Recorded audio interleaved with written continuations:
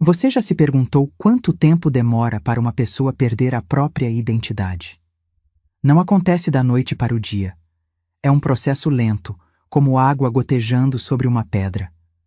Quando percebi que não reconhecia mais a mulher no espelho, já havia se passado quase 10 anos. Meu nome é Iracema. Tenho 73 anos. E por 8 anos de minha vida, eu não tive permissão para tomar minhas próprias decisões. Não escolhia o que vestir, o que comer, ou sequer o que pensar. Respirava apenas conforme as instruções que recebia. Sorria somente quando autorizada. Chorava em silêncio para não incomodar. E o mais assustador, eu acreditava que aquilo era amor. Hoje, enquanto arrumo as roseiras no jardim da minha pequena chácara em Poços de Caldas, com o cheiro de terra molhada subindo até minhas narinas, ainda me surpreendo com a liberdade de poder escolher a cor das flores que planto. Anselmo dizia que cores vivas alimentavam a vaidade e afastavam do caminho espiritual. Por isso, nosso jardim tinha apenas folhagens, ordenadas em fileiras perfeitas. Tudo organizado, controlado, assim como nossas vidas. Algumas lembranças voltam com a mesma intensidade de quando as vivi pela primeira vez. O toque suave da mão dele sobre a minha, no terminal rodoviário, oferecendo-me um panfleto com letras douradas. O cheiro de incenso que impregnava suas roupas impecavelmente brancas. O poder daqueles olhos que pareciam ler cada pensamento que cruzava minha mente jovem e buscadora de sentido. Você está procurando respostas que o mundo não consegue lhe dar. Ele sussurrou, como se conhecesse o mais profundo dos meus segredos. E conhecia. Aos 22 anos, eu era uma pilha de dúvidas disfarçada de certezas revolucionárias. Nossa comunidade pode oferecer o que sua alma anseia. A comunidade. O caminho da verdadeira luz. O nome ainda causa um calafrio na base da minha espinha. Pergunto-me quantos de vocês já sentiram que estavam afundando em águas profundas e, de repente, alguém estendeu a mão para salvá-los? É assim que eles operam. Encontram você quando está vulnerável, prometem segurança em meio à tempestade. O que você não percebe é que a mão estendida não quer apenas ajudar, quer possuir. Às vezes, quando fecho os olhos à noite, ainda escuto as vozes cantando em uníssono na sala circular de paredes amareladas. 20 pessoas vestidas de branco, com expressões serenas. O cheiro de velas de 7 dias ardendo perpetuamente. E o som da voz dele, Anselmo, nosso guia, nosso mestre, meu futuro marido, conduzindo orações com palavras que soavam como poesia para meus ouvidos inexperientes. A sociedade está corrompida, ele dizia, e eu concordava fervorosamente, lembrando das injustiças que via na faculdade de pedagogia. As famílias tradicionais estão perdidas em falsa moral, e eu pensava na rigidez dos meus pais em Batatais. Somente aqueles que seguem o caminho encontrarão a luz verdadeira. E eu, ingenuamente, acreditava ter encontrado algo mais profundo que tudo que havia experimentado antes. Na primeira noite em que participei de um ritual, senti algo que interpretei como transcendência. O jejum de 24 horas havia deixado minha mente leve, quase flutuante. As canções repetitivas embalavam meus pensamentos até um estado de entorpecimento reconfortante. Quando todos se abraçaram ao final, senti pertencimento. Aquela sensação valia mais que qualquer aviso que meus sentidos tentavam desesperadamente me enviar. Ninguém entra numa seita. As pessoas encontram famílias espirituais, comunidades de propósito, grupos de acolhimento. Pelo menos, é assim que chamamos no início. Ninguém se apaixona por um manipulador. Apaixonamo-nos por homens carismáticos, seguros, que parecem ter todas as respostas num mundo cheio de perguntas impossíveis. Se pudesse voltar no tempo e conversar com aquela jovem Iracema no terminal rodoviário, o que eu diria? Gritaria para ela correr? Tentaria explicar sobre controle mental e dependência emocional? Acho que ela não me ouviria, porque para quem está à deriva, qualquer porto parece seguro, mesmo que seja a boca do lobo disfarçada de abrigo. E assim começou minha jornada no abismo, um passo de cada vez, tão sutis que mal percebia estar descendo. Um convite, uma reunião, um ritual, uma confissão, uma renúncia, um casamento, uma prisão sem grades visíveis, um despertar doloroso anos depois. E, finalmente, uma libertação que continuo construindo todos os dias, mesmo agora, 40 anos depois. Nasci em Batatais, interior de São Paulo, em 1952. Filha de Juvenal, dono de uma pequena mercearia, e Olívia, professora primária. Nossa casa ficava a 3 quadras da igreja matriz, e minha infância foi embalada pelo som dos sinos aos domingos e pela rotina de uma família tradicional católica. Papai era um homem de poucas palavras, mas muitos princípios. Mamãe equilibrava a severidade dele com seu jeito acolhedor, embora nunca questionasse sua autoridade. Éramos 5 irmãos. Eu, a do meio, sempre dividida entre seguir as regras e questioná-las. Desde criança, observava as contradições dos adultos com olhos curiosos demais para meu próprio bem. Na escola, era apontada como a que faz perguntas difíceis, algo que os professores viam ora com admiração, ora com irritação. Os anos 60 chegaram com seus ventos de mudança, mesmo no interior. Eu entrava na adolescência quando as primeiras notícias sobre os movimentos estudantis começaram a circular. Lembro da expressão preocupada de mamãe ao ouvir no rádio sobre as manifestações. Papai apenas resmungava que esses jovens não sabem o que querem, mas eu estava fascinada. Os livros que chegavam escondidos na mochila da minha prima Rita, que estudava na capital, abriam mundos que a Biblioteca Municipal de Batatais jamais sonharia em abrigar. Poetas que falavam de liberdade, filosofias que questionavam o estabelecido, ideias que faziam meu coração juvenil acelerar com possibilidades. Quando consegui uma vaga para pedagogia na Universidade em Ribeirão Preto, em 1970, foi como se as correntes invisíveis que me prendiam começassem a afrouxar. Papai relutou, mas mamãe intercedeu, argumentando que uma moça com formação superior teria melhores chances de um bom casamento. Não era bem esse meu objetivo, mas aceitei a justificativa que me permitiria sair. A pensão de Dona Eurídice abrigava 6 estudantes. Lá conheci Celina, que cursava serviço social, e me introduziu aos círculos de discussão política. Helena, de letras, que me emprestava romances considerados subversivos. E Tadeu, de filosofia, meu primeiro namorado, que falava de Marx e Sartre com a mesma paixão com que me beijava nos cantos escuros do pátio da universidade. Foram anos de descoberta, confusão e maravilhamento. Participei de assembleias estudantis, distribuí panfletos, colei cartazes denunciando o regime. Mas também senti a decepção quando percebi que mesmo entre os revolucionários, as mulheres ainda eram relegadas a papéis secundários. Quando questionei um dos líderes estudantis sobre isso, ele riu e disse que eu deveria me preocupar menos com o feminismo e mais com a luta de classes. Essa contradição me deixava inquieta. Na igreja, as mulheres deviam submissão. Na universidade tradicional, éramos tratadas como futuras esposas educadas. E mesmo nos movimentos progressistas, esperava-se que fôssemos apenas apoiadoras dos verdadeiros líderes. Onde estava o espaço para minha voz? O assassinato de Alexandre Vanucci Leme em 1973 abalou os movimentos estudantis. A repressão aumentou. Tadeu desapareceu por semanas. Soube depois que havia fugido para o Rio de Janeiro. Nossas reuniões começaram a ser monitoradas. Meu quarto na pensão foi revistado uma vez. Encontraram apenas livros, mas a sensação de violação permaneceu. Foi nesse período de desilusão que comecei a buscar respostas em outros lugares. Experimentei sessões espíritas às escondidas. Frequentei por algumas semanas um grupo de meditação transcendental. Li sobre astrologia e tarô. Participei de retiros de yoga.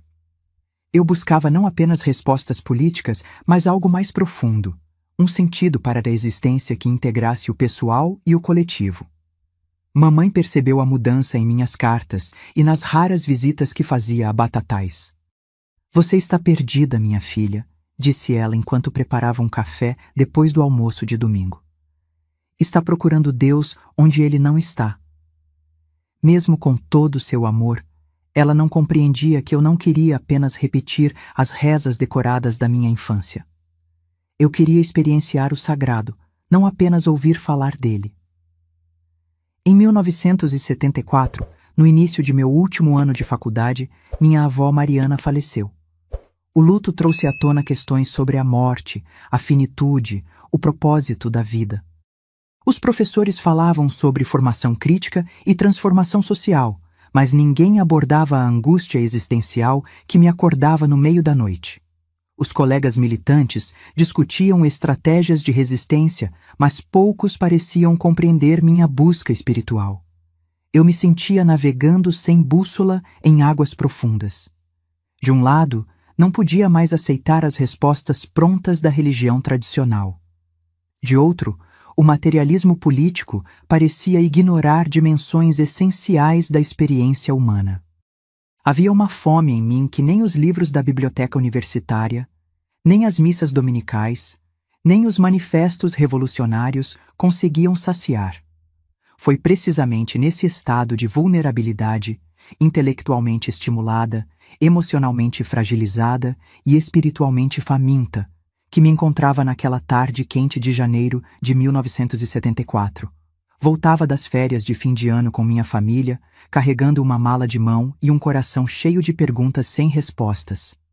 No terminal rodoviário de Ribeirão Preto, entre o barulho dos ônibus e o vai e vem de passageiros apressados, o destino colocou em meu caminho um homem de terno branco impecável e olhos que pareciam enxergar através da minha alma.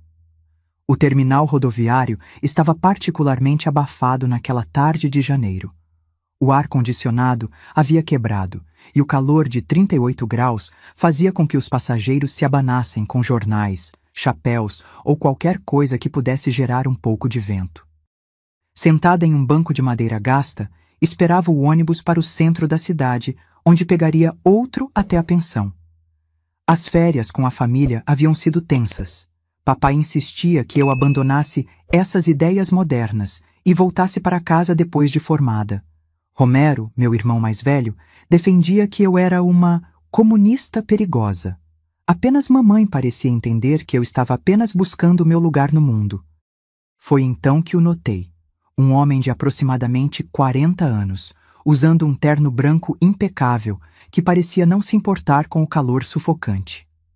Distribuía panfletos para os passageiros, a maioria dos quais pegava por educação e descartava momentos depois. Havia algo hipnótico na maneira como ele se movia, com uma postura ereta e gestos suaves. Quando nossos olhos se encontraram, senti uma corrente elétrica percorrer minha espinha. Ele sorriu como se me reconhecesse e caminhou deliberadamente em minha direção. Você parece ter muitas perguntas, disse ele, estendendo a mão com um panfleto dourado. Não bom dia ou com licença, direto para o que parecia ser o centro do meu ser. Peguei o papel, confusa com a precisão de suas palavras. O caminho da verdadeira luz. Encontre as respostas que seu espírito busca. Dizia o título em letras elegantes. Abaixo, um endereço no centro da cidade e horários de reuniões. Como o senhor sabe que tenho perguntas? Indaguei, intrigada. Anselmo, por favor, sem formalidades entre buscadores, respondeu com um sorriso sereno. E para responder sua pergunta, seus olhos. Reconheço quando alguém está procurando algo além do que o mundo superficial oferece. Vi você descer do ônibus de Batatais carregando mais do que apenas essa mala. Senti um arrepio. Era como se ele tivesse lido minha mente. Temos uma reunião esta noite. Pessoas como você, insatisfeitas com as respostas rasas que a sociedade oferece. Jovens que sentem que há algo mais profundo a ser descoberto. Ele fez uma pausa, seus olhos nunca deixando os meus. Você viria? Em retrospecto, deveria ter achado estranho um homem mais velho convidar uma jovem de 22 anos para um encontro em um lugar desconhecido. Deveria ter questionado como ele sabia de onde eu vinha. Deveria ter percebido o tom estudado de suas palavras, como se recitasse um script bem ensaiado. Mas naquele momento, tudo o que senti foi que, finalmente, alguém parecia compreender minha busca. Talvez eu apareça, respondi, tentando soar casual, embora já soubesse que iria. Seu espírito já decidiu, mesmo que sua mente ainda hesite, disse Anselmo, com uma convicção que me deixou sem palavras. Então, como se atendesse a um chamado inaudível, afastou-se para abordar outros passageiros. Naquela noite, vesti minha saia jeans favorita e uma blusa branca simples. Não sabia o que esperar, mas algo me dizia que não deveria ir muito arrumada. O endereço era uma casa antiga de 2 andares, com uma placa discreta.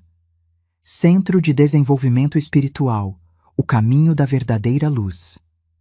As janelas estavam iluminadas por uma luz amarelada, e quando toquei a campainha, fui recebida por uma mulher de meia idade, usando um vestido longo branco, com os cabelos presos em um coque perfeito. Você deve ser a jovem que Anselmo mencionou, disse ela, com um sorriso acolhedor. Sou Matilde, bem-vinda à nossa família. O interior era surpreendentemente aconchegante. Sala ampla, cadeiras dispostas em círculo, velas acesas em pequenos altares nos cantos. No centro, uma mesa redonda coberta por uma toalha branca com um livro grande e antigo. O cheiro de incenso não era opressivo, mas suave e convidativo.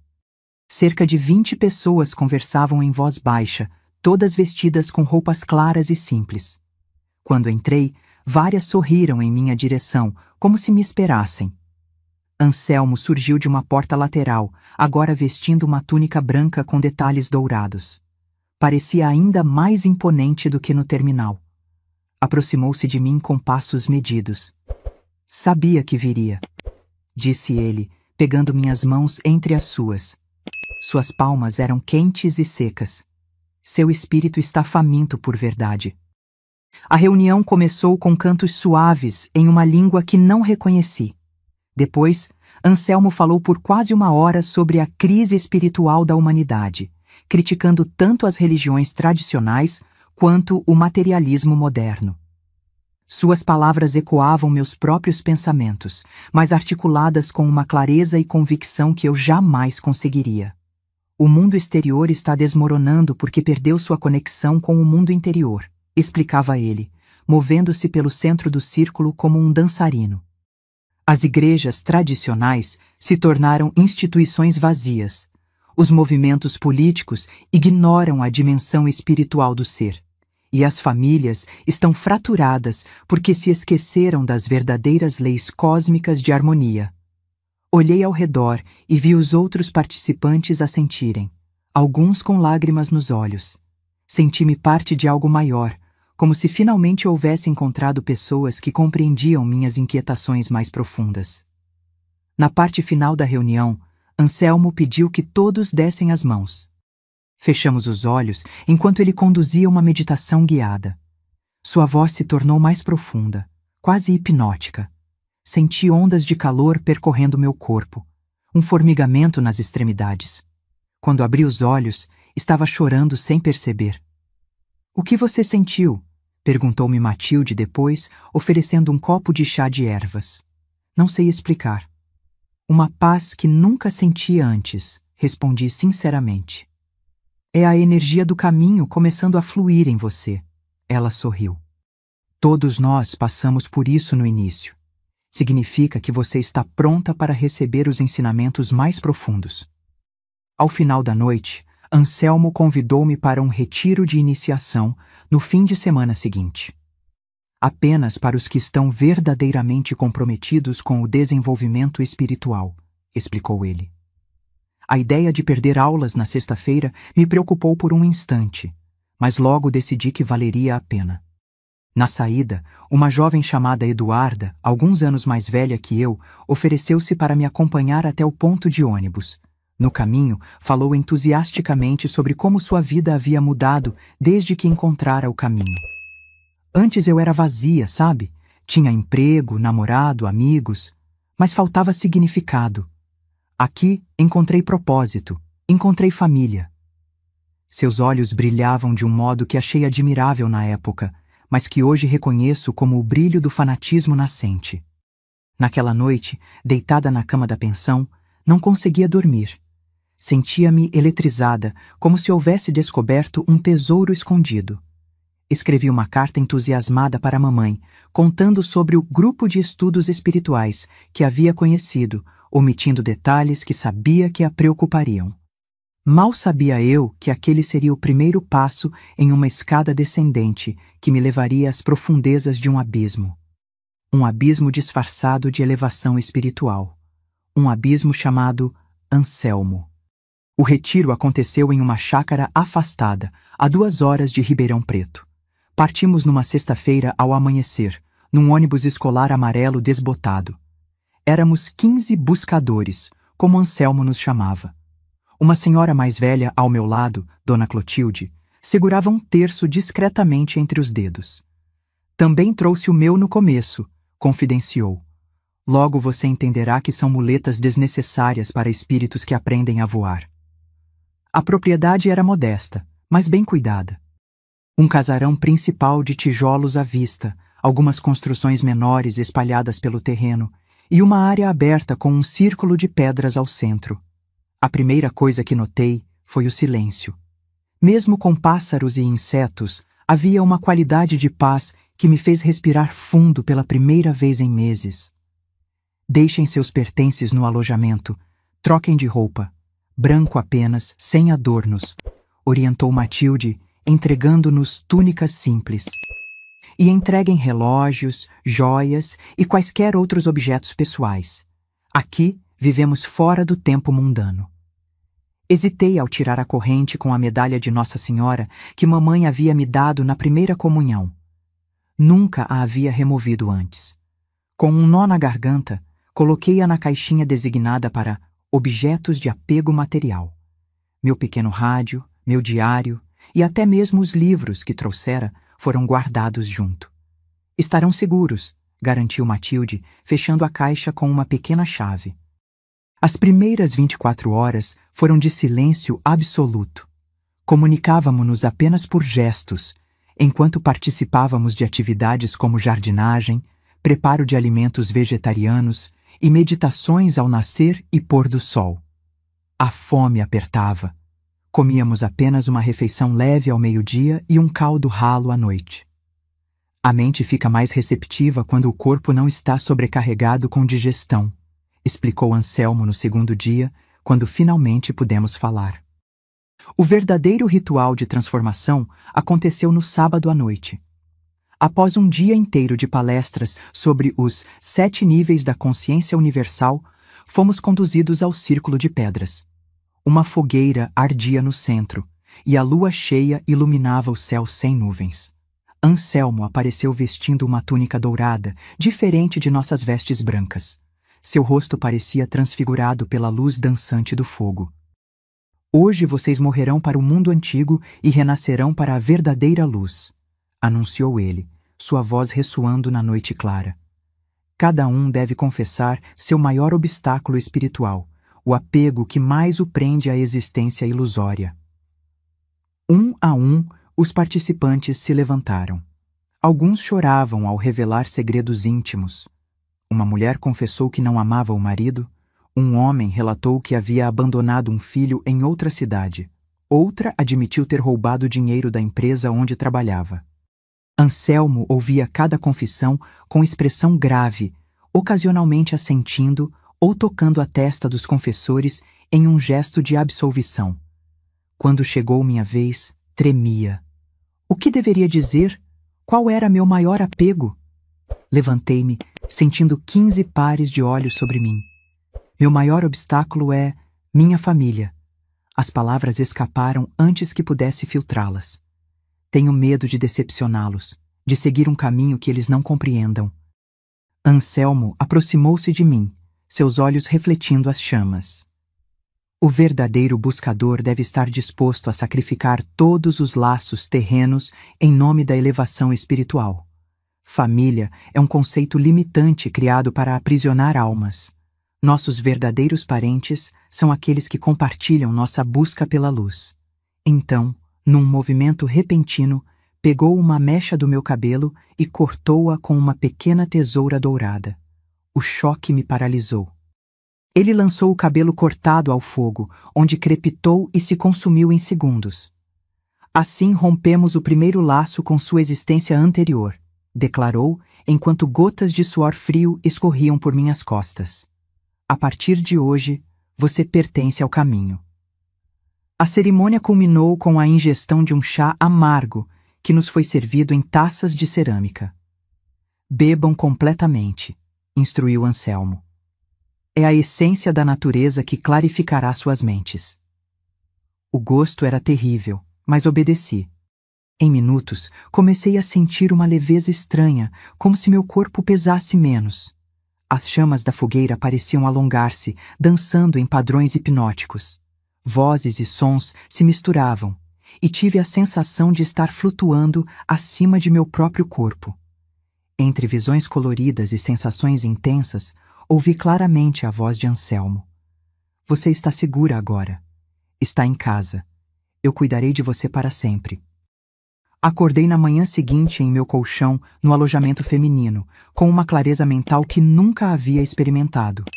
As cores pareciam mais vívidas, os sons mais nítidos. Sentia-me transformada, renovada, como se algo fundamental tivesse mudado dentro de mim. Foi então que Matilde entrou no alojamento com um espelho de mão. Uma a uma, nós, as mulheres do retiro, observamos nossos reflexos. Meu cabelo, antes longo até a cintura, havia sido cortado na altura dos ombros durante a noite. Todas estávamos com o mesmo corte, como soldados de um exército espiritual. Agora são todas irmãs, nascidas do mesmo ventre cósmico, disse Matilde, recolhendo o espelho. O mestre Anselmo deseja vê-la em particular após o desjejum, sussurrou para mim antes de sair. O domingo passou como um sonho. Sentia-me conectada a todos e a tudo de uma maneira que não conseguia explicar. As palavras de Anselmo ressoavam em minha mente como verdades absolutas. E quando, ao final do dia, ele anunciou que eu havia sido escolhida para receber ensinamentos especiais e deveria permanecer na comunidade enquanto os outros retornavam à cidade, não hesitei por um segundo. E meus estudos? Perguntei, num raro momento de lucidez. O verdadeiro conhecimento não está nas universidades que doutrinam mentes jovens com materialismo, respondeu Anselmo, acariciando meu rosto. Você aprenderá diretamente da fonte universal. Eduarda ficou encarregada de ir até minha pensão para buscar meus pertences. Entreguei-lhe a chave e uma lista do que trazer. Nela não incluí os livros da faculdade, nem as fotos de família. Aquela Iracema, a estudante de pedagogia de Batatais, parecia já uma lembrança distante. Nas primeiras semanas após o retiro, vivia em um estado de êxtase constante. Acordava às 5 da manhã para meditação ao nascer do sol, trabalhava na horta comunitária, participava das sessões de estudo dos textos sagrados que Anselmo havia supostamente canalizado e dormia exausta, mas plena, às 9 da noite. A rotina rígida, ao invés de me oprimir, dava-me uma sensação de propósito e pertencimento que nunca havia experimentado. Você está florescendo, comentou Anselmo durante uma das nossas sessões privadas de orientação espiritual, encontros semanais onde ele avaliava meu progresso no caminho. Sua aura está mais luminosa a cada dia. Sentada em sua sala particular, um cômodo simples com uma mesa de madeira, estantes de livros antigos e um sofá desgastado, eu me sentia especial, escolhida. Enquanto os outros membros tinham orientação em grupo, Anselmo dedicava 1 hora inteira só para mim. Tenho grandes planos para você, Iracema, disse ele certa tarde, servindo-me chá de ervas em uma xícara de porcelana, a única peça luxuosa em todo o centro. Vejo em você uma futura guardiã do conhecimento sagrado. As cartas de meus pais começaram a chegar 2 semanas após minha não volta à universidade. Anselmo as entregava abertas, comentando seu conteúdo. Veja como eles tentam manipular seus sentimentos, apontou ele, lendo em voz alta uma passagem onde mamãe dizia que chorava todas as noites por minha ausência. É o ego deles falando, não o amor verdadeiro. Amor verdadeiro respeita o caminho espiritual do outro. A princípio respondi às cartas, tentando explicar minha nova vida com entusiasmo. Mas logo, Anselmo sugeriu que esse contato estava desestabilizando minha evolução espiritual. Concordei em limitar as comunicações. Afinal, eles não compreendiam a importância do que eu vivia ali. O telefonema do meu pai veio 1 mês depois. Estava na horta quando Matilde me chamou. Seu pai está na linha. O mestre permitiu que você fale, mas apenas por 5 minutos. Corri até o telefone instalado na pequena sala administrativa. A voz de papai soava distante, entrecortada pela conexão ruim. Iracema, pelo amor de Deus, o que está acontecendo? Sua mãe está doente de preocupação. Você abandonou a faculdade, faltando apenas 2 meses para se formar. Estou bem, papai, respondi, consciente de que Matilde permanecia na sala, ouvindo cada palavra. Encontrei meu verdadeiro propósito. A faculdade era um caminho equivocado. Minha filha, isso é loucura. Você sempre quis ser professora. Trabalhamos tanto para pagar seus estudos. Vocês não entendem, interrompi, repetindo as frases que havia aprendido. Estou seguindo um chamado superior. O conhecimento material é limitado. Ouvi um suspiro profundo do outro lado da linha. Quando papai falou novamente, sua voz estava embargada. Vamos buscar você. Me diga onde está. Não preciso ser resgatada. Estou onde escolhi estar. A chamada foi encerrada abruptamente quando Matilde desligou o telefone. 5 minutos, explicou com um sorriso complacente. O mestre diz que conversas com não iniciados devem ser limitadas para proteger sua energia. Naquela noite, chorei silenciosamente em meu colchão no dormitório feminino. Não pela saudade de casa, embora ela existisse, mas pela frustração de não conseguir fazer minha família entender minha escolha. Eduarda, que dormia no beliche ao lado, notou minhas lágrimas. Também passei por isso, sussurrou ela na escuridão. A separação da família biológica é a prova mais difícil no caminho, mas lembre-se, quem realmente a ama aceitará sua evolução espiritual. A visita aconteceu 3 semanas depois. Estava varrendo a entrada do centro quando um carro estacionou abruptamente. Dele saíram meu pai, meu irmão Romero e um homem que não reconheci. Iracema! A voz de papai misturava alívio e angústia. Correu em minha direção, abraçando-me com força. Correspondi ao abraço automaticamente, mas parte de mim já havia se desconectado. Sentia-me estranhamente distante, como se observasse a cena de fora. Vamos para casa agora, disse Romero, pegando meu braço. Acabou essa loucura. Não posso ir, respondi calmamente. Este é meu lar agora. O homem desconhecido se aproximou. Senhorita Iracema, sou o Dr. Mendes. Sua família está preocupada com seu bem-estar. Poderia conversar comigo em particular? Antes que pudesse responder, Anselmo surgiu na entrada, ladeado por 2 homens robustos, membros que cuidavam da segurança do centro.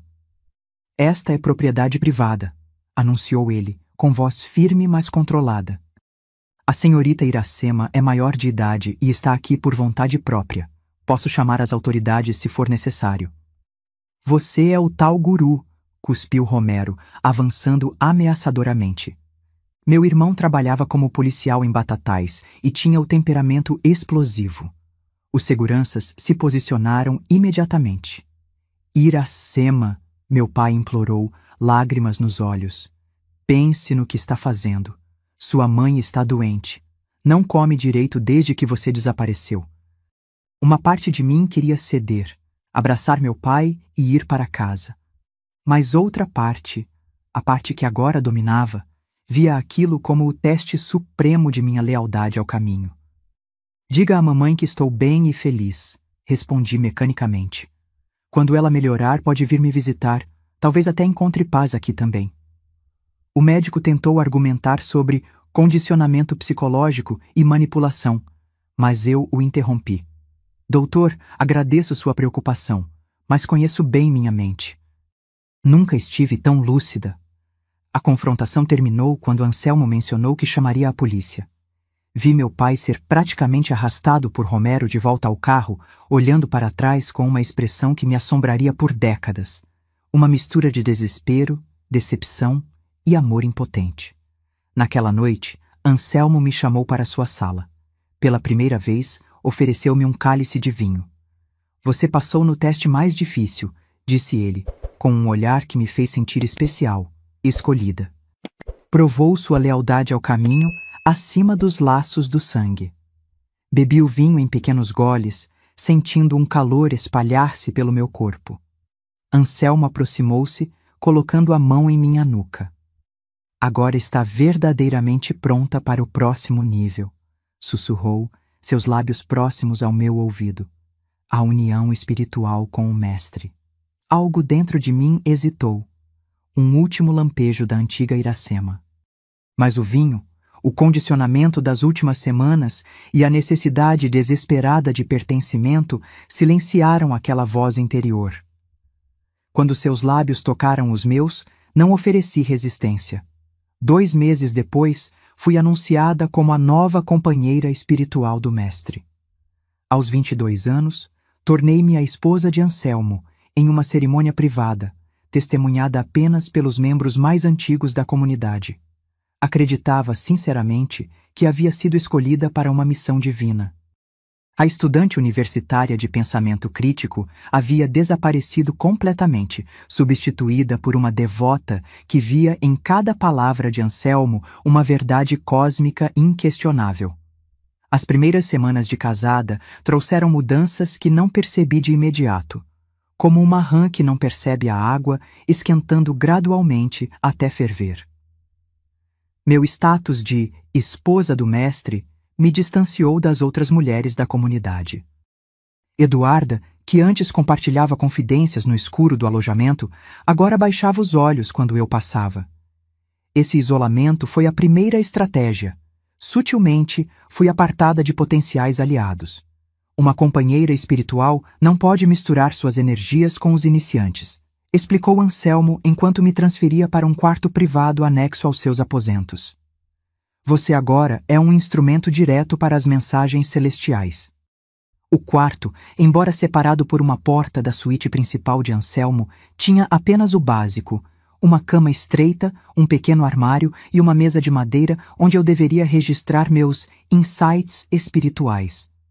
Nenhuma decoração pessoal era permitida.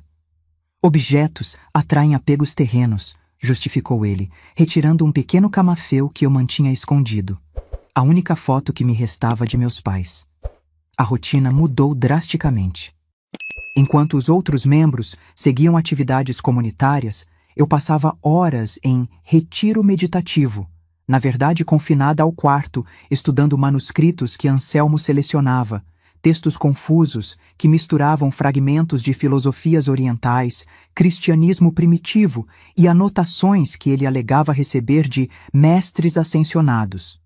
Você compreenderá quando sua mente estiver purificada, dizia ele sempre que eu questionava alguma contradição. E gradualmente parei de questionar. A primeira prova de obediência veio em uma noite fria de junho de 1974, 3 semanas após o casamento. Anselmo entrou em meu quarto tarde da noite, carregando uma tesoura e uma bacia de metal. Chegou a hora de renunciar à vaidade, anunciou, apontando para meus cabelos agora na altura dos ombros. Corte-os você mesma como oferenda. Hesitei. Desde a adolescência, meu cabelo castanho ondulado era minha característica mais elogiada. Anselmo percebeu a relutância. O apego é sinal de que o ego ainda domina seu espírito, disse ele, sua voz endurecendo. Prove sua evolução. Com mãos trêmulas, cortei meus cabelos bem curtos, mechas caindo na bacia, enquanto lágrimas silenciosas escorriam pelo meu rosto. Anselmo observava com uma expressão que hoje reconheço como prazer pelo controle demonstrado. A beleza verdadeira está na obediência, declarou, recolhendo a bacia com meus cabelos. Depois, soube que foram queimados em um ritual onde Anselmo anunciou minha morte para o mundo material. Os contatos com minha família foram completamente cortados. Cartas que chegavam eram interceptadas e destruídas. Só descobri isso anos depois. Um telefonema de minha mãe ao centro foi atendido por Matilde, que informou friamente que a irmã Luz, meu novo nome, havia optado pelo silêncio ritualístico e não poderia falar com pessoas não iniciadas. Minha dedicação diária incluía agora o preparo das refeições privadas de Anselmo, transcrição de seus ensinamentos e participação em rituais noturnos onde ele canalizava mensagens para uma audiência seleta, membros mais ricos ou influentes da sociedade local que buscavam orientação espiritual. Foi numa dessas noites que ouvi pela primeira vez o termo contribuição sacrificial. Anselmo orientava um empresário local a transferir parte significativa de seus bens para o trabalho divino, prometendo em troca proteção contra uma catástrofe iminente que só os purificados sobreviveriam. Iracema, sussurrei para mim mesma naquela noite, tentando recordar como era ser chamada pelo meu nome real. A palavra soou estranha, como se pertencesse a outra pessoa, e de fato pertencia. O controle sobre meu corpo intensificou-se. Anselmo determinava quando eu deveria comer e o quê. Geralmente apenas vegetais crus e frutas em pequenas quantidades. Jejuns de 3 dias tornaram-se frequentes, sempre apresentados como limpezas espirituais. Emagreci tanto que meus períodos menstruais cessaram, o que Anselmo celebrou como libertação dos ciclos terrenos. Seu corpo está transcendendo, afirmou ele, enquanto eu lutava contra tonturas constantes e fraqueza. As necessidades físicas diminuem quando o espírito ascende. As primeiras dúvidas começaram a surgir quando fui designada para ajudar na integração de uma nova membro, Berenice, uma jovem viúva de 28 anos que havia doado sua herança substancial ao centro. Reconheci em seus olhos o mesmo brilho de devoção cega que os meus deviam ter. Mas também notei como Anselmo usava as mesmas frases, os mesmos toques acidentais, os mesmos elogios que havia usado comigo. Você tem uma aura especial, ouviu dizer a ela, palavras idênticas às que me conquistaram no terminal rodoviário. Uma fagulha de ciúme acendeu-se em mim, não por afeto romântico, mas por ter perdido minha posição de escolhida. Essa emoção mundana me aterrorizou. Conforme os ensinamentos, sentimentos como ciúme significavam regressão espiritual, punível com rituais humilhantes de purificação diante da comunidade. Naquela noite, anotei obedientemente o pecado em meu diário de confissões, um caderno onde registrávamos pensamentos impuros para serem analisados por Anselmo. Tremia enquanto escrevia, antecipando a punição. A resposta dele me surpreendeu. Em vez de repreensão, recebeu minha confissão com um sorriso satisfeito. Sua honestidade prova seu avanço no caminho, declarou. Você será elevada à posição de guardiã do círculo interno. O que não entendi então foi que minha submissão completa, chegando ao ponto de denunciar meus próprios pensamentos, era exatamente o que ele buscava. Eu havia me tornado a prisioneira perfeita, uma que vigiava a si mesma, que havia internalizado seu carcereiro. O título de guardiã significava novas responsabilidades, supervisionar as confissões de outros membros e reportar diretamente a Anselmo qualquer sinal de desvio ou questionamento. Eu havia sido promovida de vítima a cúmplice, sem sequer perceber a transformação. Meu primeiro grande desafio veio em novembro de 1975, quando adoeci gravemente. Uma infecção respiratória que começou como uma simples tosse transformou-se rapidamente em pneumonia devido à minha imunidade debilitada pelos constantes jejuns e alimentação deficiente. Doenças são manifestações de impurezas espirituais, decretou Anselmo, negando-me atendimento médico. Seu corpo está expulsando venenos acumulados na vida pregressa. Durante 2 semanas, ardia em febre em meu quarto isolado, recebendo apenas infusões de ervas amargas preparadas por Matilde. Tossindo sangue nas madrugadas, cheguei a acreditar que morreria ali, sozinha. Nos momentos de delírio febril, via minha mãe sentada na beira da cama, penteando meus cabelos como fazia na infância quando eu estava doente. Essas alucinações trouxeram o primeiro verdadeiro questionamento. Se eu morresse ali, minha família jamais saberia. Foi Eduarda quem, arriscando severa punição, trouxe-me antibióticos contrabandeados da farmácia da cidade. Tome escondido, sussurrou, deixando rapidamente os comprimidos sob meu travesseiro. O mestre não precisa saber. Essa pequena desobediência, aceitar ajuda não autorizada, foi meu primeiro ato de rebelião silenciosa. Enquanto engolia os comprimidos às escondidas, uma porta se abriu na fortaleza mental que Anselmo havia construído ao meu redor. Se ele estava errado sobre a doença ser puramente espiritual, sobre o que mais poderia estar equivocado? A recuperação foi lenta, mas à medida que minha força física retornava, também crescia uma centelha de consciência crítica que eu julgava extinta. Comecei a observar com novos olhos os rituais, as regras, as contradições entre os ensinamentos de sacrifício e as regalias que Anselmo desfrutava. Não podíamos possuir objetos pessoais, mas ele tinha uma coleção de relógios caros.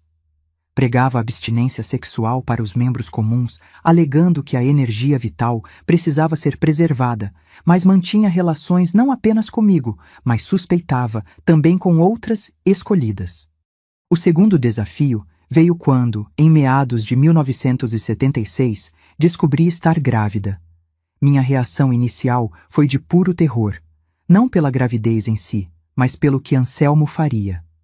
As crianças nascidas na comunidade eram separadas das mães logo após o desmame e criadas coletivamente, sob supervisão direta de Matilde, sem laços maternos permitidos. Apegos familiares são grilhões que impedem a evolução espiritual, era o ensinamento.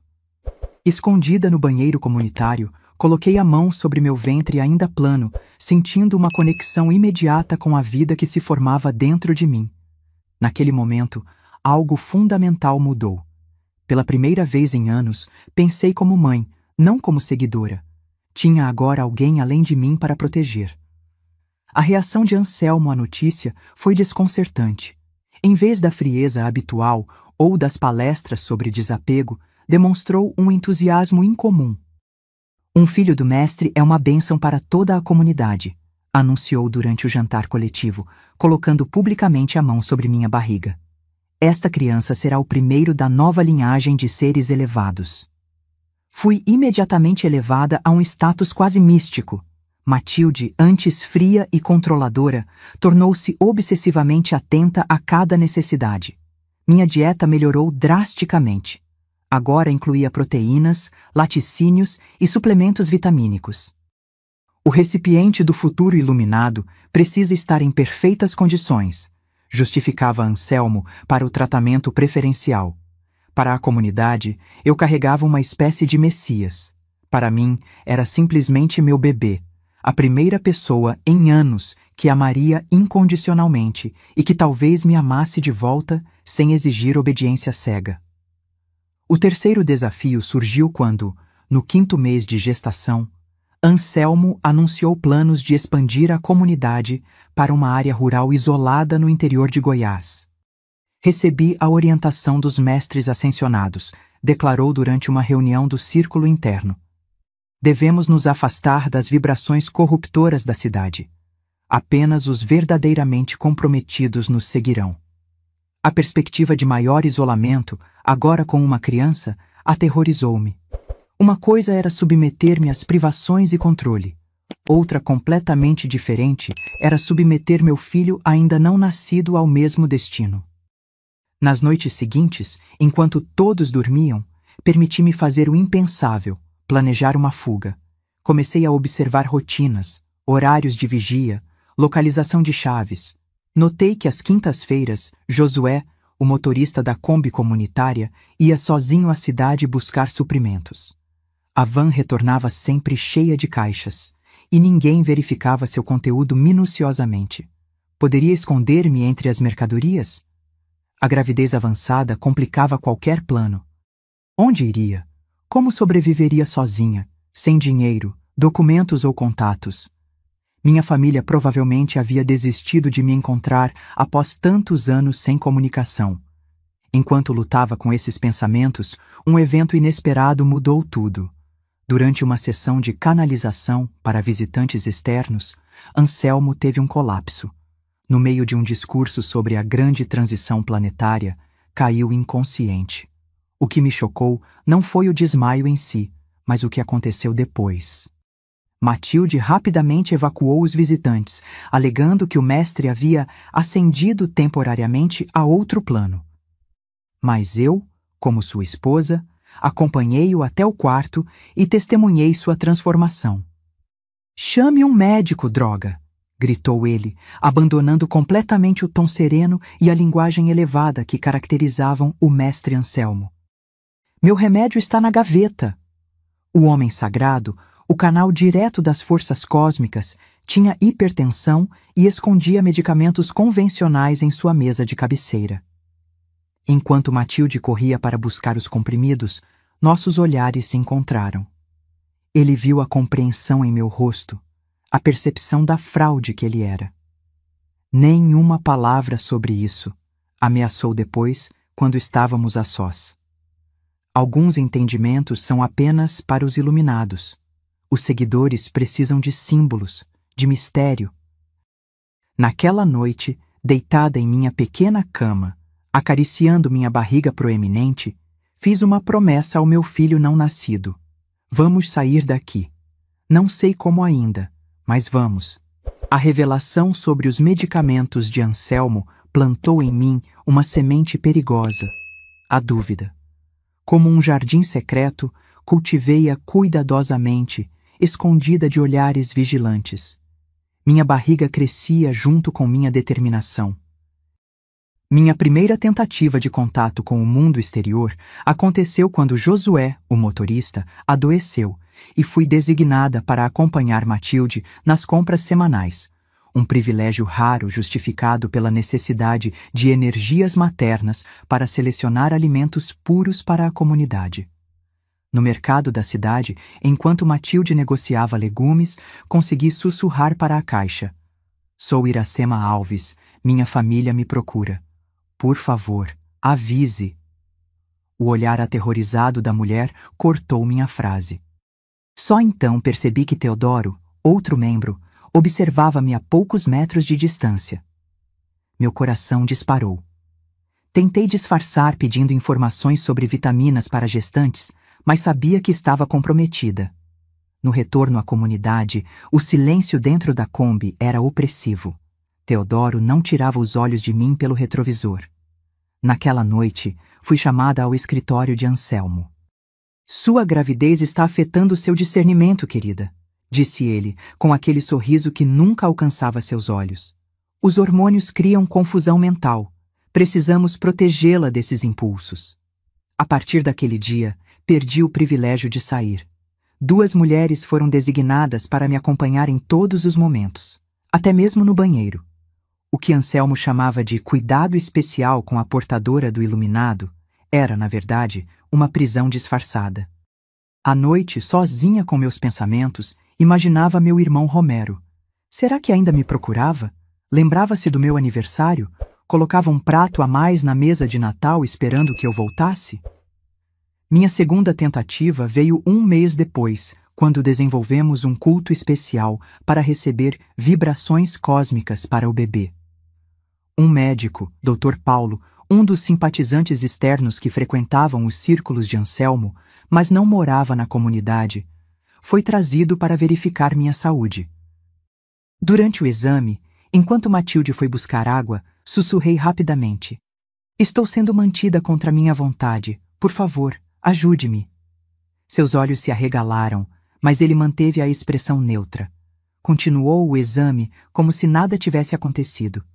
"O bebê está saudável", anunciou quando Matilde retornou.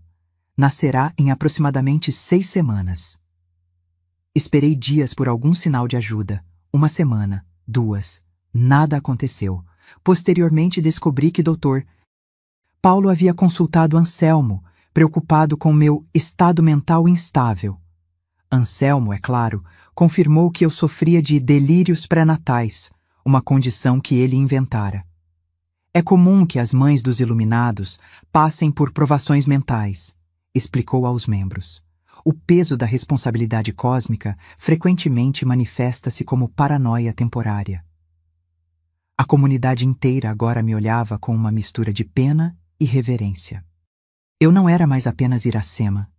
Era uma pobre mulher confusa carregando algo muito maior que ela própria podia compreender. Em março de 1977, meu filho nasceu. Um parto difícil, em casa, assistido apenas por Matilde e 2 outras mulheres com experiência em partos naturais. Anselmo proibira médicos. Energias externas poderiam contaminar o momento sagrado.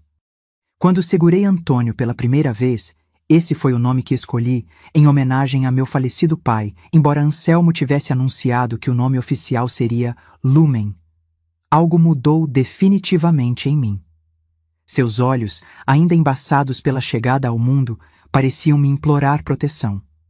A placenta ainda não havia sido expelida quando jurei novamente, com mais força, nós sairíamos dali. Anselmo permitiu que eu amamentasse o bebê. O leite materno carrega frequências evolutivas superiores. Mas Matilde supervisionava cada mamada, controlando a duração, verificando posições, tomando notas. Minha privacidade era inexistente. Quando ele completar 6 meses, iniciará sua preparação especial, anunciou Anselmo durante um ritual de apresentação cósmica do bebê. Embora continue recebendo seu leite, ficará sob os cuidados principais do Conselho de Educação Espiritual. 6 meses. Eu tinha uma contagem regressiva. Começaria a perder meu filho para o sistema em apenas 180 dias. Minha terceira tentativa foi a mais desesperada.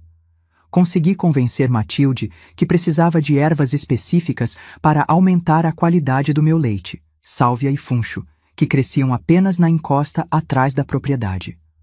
Por ser um local íngreme e distante, raramente era visitado, exceto para coletas especiais.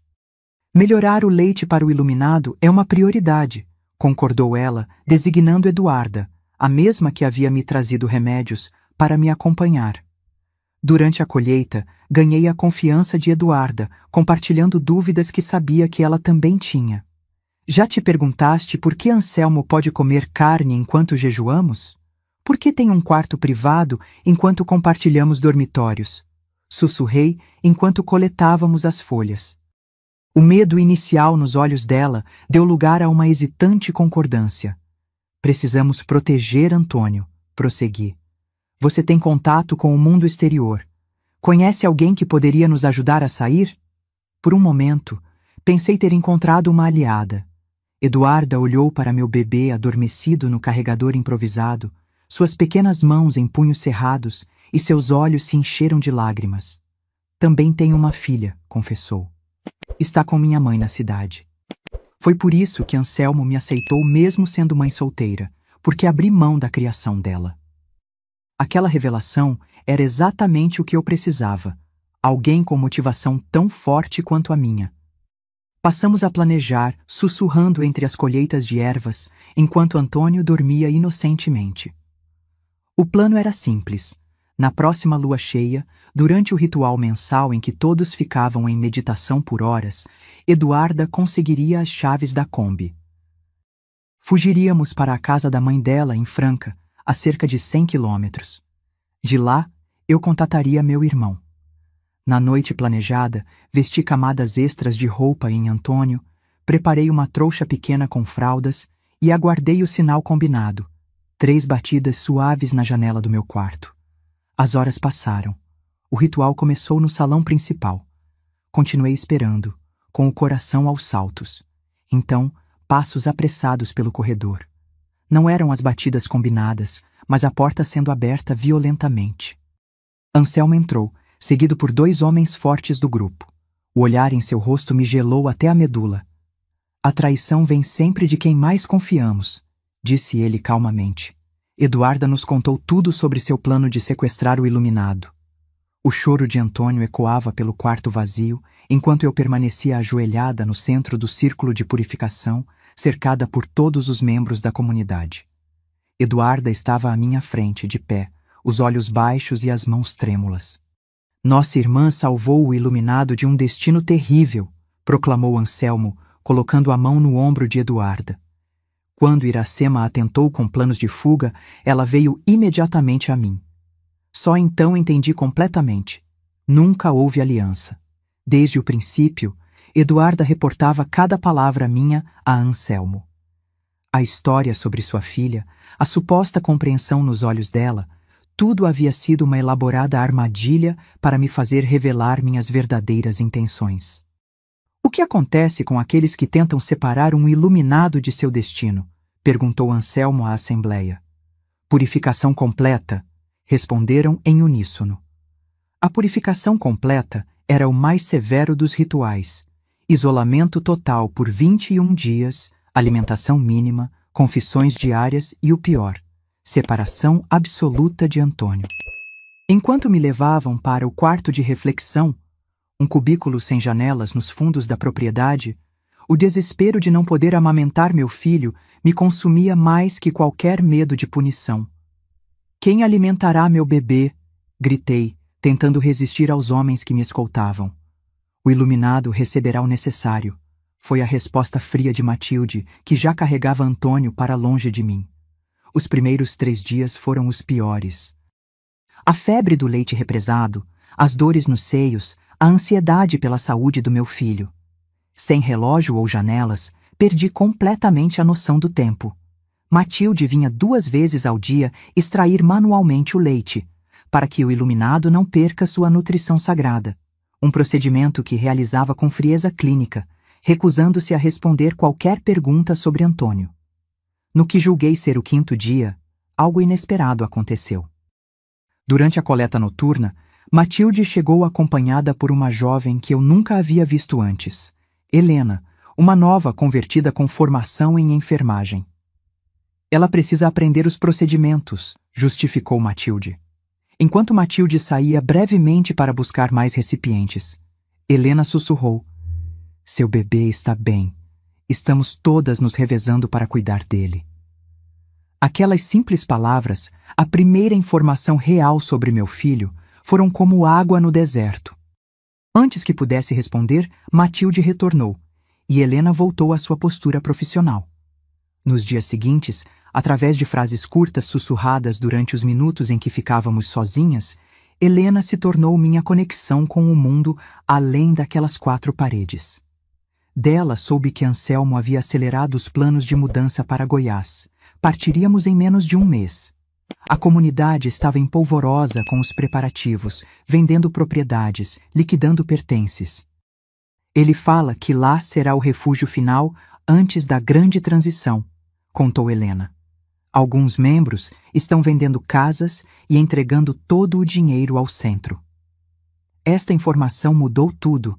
Se fôssemos para Goiás, um local ainda mais isolado, onde a comunidade ficaria ainda mais distante de qualquer autoridade, minhas chances de escapar com Antônio seriam praticamente nulas. A urgência se intensificou. A mudança para Goiás seria minha sentença definitiva. Quando finalmente saí do isolamento, após os 21 dias, meu filho mal me reconheceu. Aos quase 8 meses, Antônio já passava mais tempo com as educadoras espirituais do que comigo. Permitiam-me apenas 3 sessões diárias de amamentação, todas supervisionadas. Eu havia sido rebaixada de mãe a simples provedora de alimento. Todos os membros haviam recebido instruções para não ficarem sozinhos comigo. Helena, minha única aliada, conseguia ocasionalmente trocar palavras rápidas quando nos cruzávamos no banheiro compartilhado ou durante as refeições comunais. De suas frases fragmentadas, construía um mosaico de informação. A propriedade em Goiás era remota, sem vizinhos próximos, cercada por natureza. Anselmo já estava planejando a construção de um bunker subterrâneo para a grande transição e, o mais alarmante, havia iniciado um processo de descondicionamento para as crianças da comunidade, incluindo meu filho. O descondicionamento, descobri posteriormente, consistia em separar as crianças dos pais durante períodos progressivamente mais longos, para que desenvolvessem lealdade exclusiva aos educadores espirituais e, por extensão, a Anselmo.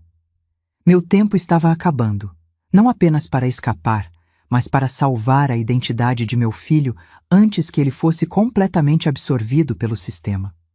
A partida será em menos de 2 semanas, sussurrou Helena durante a limpeza das verduras na cozinha comunitária. Estão preparando os documentos para todos. Alguns membros venderão apenas após a mudança, para não levantar suspeitas. E quanto aos documentos de Antônio? Perguntei, sem olhar diretamente para ela. Anselmo está cuidando pessoalmente. Ouvi que usará outro nome. Aquela informação foi como um punhal. Meu filho não apenas seria levado para longe de qualquer possibilidade de resgate, mas sua própria identidade legal seria alterada. Se isso acontecesse, como minha família jamais o encontraria? Nos dias seguintes, observei os preparativos com crescente desespero. Caixas se acumulavam nos cantos, móveis eram desmontados, listas de itens essenciais circulavam entre os membros. A excitação era palpável. Muitos realmente acreditavam estar se aproximando de um momento espiritual transcendente. Eu, por outro lado, via o relógio de nossa liberdade se esgotando. Na noite de quinta-feira, uma semana antes da partida programada, um acontecimento inesperado mudou tudo. Durante o jantar comunitário, quando todos estavam reunidos no refeitório, ouvimos o som inconfundível de sirenes se aproximando. As luzes vermelhas e azuis refletiam pelas janelas, criando um espetáculo surreal no ambiente normalmente controlado. O pânico foi imediato. Alguns correram para os dormitórios, outros se ajoelharam em oração espontânea. Anselmo, porém, manteve-se calmo. Mantenham a compostura, ordenou. É apenas mais uma provocação do sistema. Nossos advogados lidarão com isso. Mas desta vez era diferente. Um grupo de policiais entrou acompanhado de um oficial de justiça. Traziam mandados de busca e apreensão relacionados a denúncias de transações financeiras irregulares e documentação falsa. Alguém havia alertado as autoridades sobre a venda em massa de propriedades e transferências suspeitas de dinheiro para contas no exterior. No caos que se seguiu, com policiais revistando escritórios e Anselmo em discussão acalorada com o delegado, procurei Helena desesperadamente. Foi você? Sussurrei quando a encontrei no corredor, carregando lençóis como disfarce para nosso breve encontro. Não diretamente, respondeu, tensa. Mas minha prima trabalha no cartório. Comentei sobre documentos estranhos sendo processados. Não precisou dizer mais. Aquela intervenção não era sobre resgate, era sobre dinheiro, mas poderia ser minha única oportunidade. Com os oficiais ocupados nos escritórios e a atenção de todos voltada para a crise, dirigi-me ao dormitório das crianças. Antônio estava dormindo, assim como outras 3 crianças, sob a supervisão de apenas uma educadora. Todas as outras haviam sido chamadas para a emergência principal. Quando entrei, a jovem Lisa me olhou com surpresa. Anselmo pediu que eu trouxesse Antônio para a sala de meditação. Menti com uma confiança que não sabia que possuía. Acredita que a energia pura da criança ajudará na negociação com as autoridades. Lisa hesitou. Ninguém me informou. Foi uma decisão de emergência, insisti, já recolhendo meu filho adormecido. Se quiser confirmar, pode ir perguntar diretamente a ele. A menção de questionar uma ordem direta de Anselmo era praticamente um tabu na comunidade. Lisa assentiu nervosamente e me deixou pegar meu filho. Com Antônio nos braços, caminhei calmamente pelo corredor lateral, como se estivesse apenas cumprindo ordens. Meu coração batia tão forte que temia que alguém pudesse ouvi-lo. Passei pela lavanderia, pela despensa e, finalmente, alcancei a porta dos fundos que dava para a horta. A escuridão da noite me envolveu quando saí para o ar frio de abril. Segurei Antônio firmemente contra meu peito, cobrindo sua cabeça com um cobertor para protegê-lo do frio e impedir qualquer choro que pudesse nos denunciar. Atravessei a horta agachada, usando as fileiras de vegetais como cobertura. Alcancei a cerca dos fundos. Um simples alambrado que eu tantas vezes havia olhado com desespero nos últimos meses. Com uma mão segurando Antônio e a outra agarrada à cerca, um pensamento me paralisou momentaneamente. Para onde ir? Eu não tinha dinheiro, documentos ou qualquer plano além de sair daquele lugar. Foi quando ouvi passos se aproximando rapidamente por entre as plantações. Congelei, preparando-me para ser descoberta. Uma figura emergiu da escuridão e meu coração quase parou, até reconhecer Helena. Por aqui, sussurrou, guiando-me para uma abertura na cerca que eu nunca havia notado antes. Há uma estrada secundária a 200 metros. Minha prima virá buscá-la em 15 minutos. Por que está me ajudando? Perguntei, enquanto atravessávamos a abertura. Helena hesitou por um momento antes de responder. Porque tenho uma filha também, e porque sei que tudo que Anselmo diz são mentiras. Ela me entregou uma pequena bolsa. Há algum dinheiro, uma troca de roupa para você e o bebê, e o endereço da minha tia em Ribeirão Preto. Ela sabe que vocês estão indo. Antes que pudesse agradecer adequadamente, o som de vozes exaltadas veio da casa principal. Alguém havia descoberto minha fuga. Vá! Helena me empurrou. Siga pelo caminho de terra. Não pare por nada. Apertei Antônio contra meu peito e corri pela escuridão, tropeçando ocasionalmente nas pedras do caminho mal iluminado apenas pela lua crescente. Atrás de mim, ouvi o alarme sendo soado. Um sino que normalmente chamava para meditações agora anunciava minha traição. Logo, lanternas começaram a pontilhar a propriedade. Alcancei a estrada secundária exausta, com os pulmões queimando e os braços doloridos de segurar firmemente meu filho. O barulho de um motor se aproximando me fez esconder atrás de uma árvore, temendo que fossem os seguidores de Anselmo. Quando os faróis iluminaram a curva, vi um pequeno Fusca azul que diminuiu a velocidade exatamente onde eu estava. Iracema? Chamou uma voz feminina de dentro do carro. Sou Débora, prima de Helena. O momento da decisão final havia chegado. Entrar naquele carro significava cortar definitivamente os laços com a vida que conhecia nos últimos anos. Significava tornar-me uma fugitiva, uma traidora aos olhos daqueles que acreditavam nas palavras de Anselmo. Sem hesitar, corri para o veículo.